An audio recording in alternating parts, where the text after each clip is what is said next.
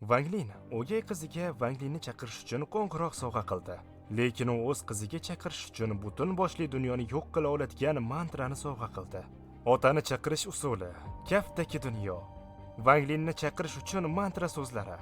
Ma'rifat topgan osmon davosi mahbusi.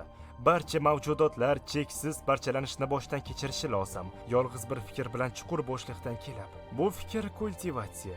Wang Linning qiziga texnikasi. Wang Linning qizi umidsizlik qariga sho'ng'iy boshlaganida, uni boshida ilk bor qora niqobli lampadan tanish ovoz yangraydi. Qizil o'g'lim, qo'rqma. Men senga bir mantrani o'rgataman.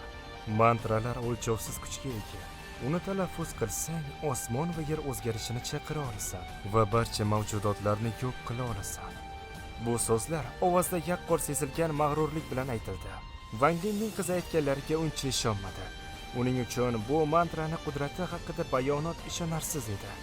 Boshqa tomondan, u lampani nega bunday gapirayotganini tushunmasdi. Haddan tashqari bo'rtirilgan tasvirlardan tashqari, lampa biror marta ham uni aldamagan. Ayniqsa, bu oltin tana masalasida yaqqol seziladi. U barcha ko'rsatmalarni bajardi va haqiqatdan ham bunga erishdi. Bu esa uni lampaga bo'lgan ishonchini mustahkamladi.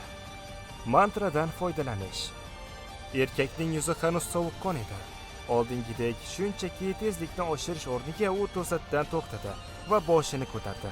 Uning ko'zlarida vahshiyona yaltirash paydo bo'ldi. Xuddi tuzoqqa tushgan yovvoyi hayvon kabi keskin burilib, u o'z ta'qibchisiga qarshi tashlandi. Ma'rifat topgan osmon davosi mahbusi. Bu so'zlar uning lablaridan chiqishi bilan bulutsiz osmonda momaqaldiroq kabi dahshatli portlash yangraydi. Shu bilan birga atrofda dahshatli bosim tushadi. Hatto osmonning o'zi ham qandaydir kulrang tusga kiradi. Erkakning yuzi keskin o'zgardi va shovqin bilan uni havoga tortib oldi. Instinktiv ravishda kuchli xavfni his qildi. U hech qachon bunday holatni boshdan kechirmagan edi. Sochlari bosh terisida tikka bo'lib ketdi. Yuragini tubida mislsiz dahshat ko'tarildi va erkak, "Bu yana qanday so'zlar?" degancha baqirardi. Qizi ham aytgan so'zlarni keltirilgan ta'sirdan cho'chib ketdi. U og'ir nafas olardi. Ko'zlaridan qo'rquv chaqnab turardi. Qo'rquv va hayrat tezda hayajon o'rnini egalladi. Va u shunday dedi: Lampa meni aldamagan. Kim o'ylabdi? Bu mantra bunchalik kuchli bo'ladi deb. Shu vaqtda lampadan yana sado chiqdi. Barcha mavjudotlar cheksiz parchalanishni boshdan kechirishi lozim. Wang Linning qizi bu so'zlarni ikkilanmasdan takrorladi. Ko'zni qamashtiruvchi chaqmoq osmon gumbasini ikkiga yorib yubordi. Uning ortidan yana bir dahshatli portlash keldi. Osmon titrab ketdi. Qayerdandir yuqorida ulkan kuch to'planayotgan edi. Qo'rquvdan hamma narsa titray boshladi.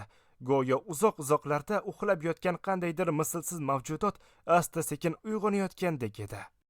Ovozda Samidbek Mamadxo'jayev, tarjimon Yorichi. Keyingi videolarda ko'rishguncha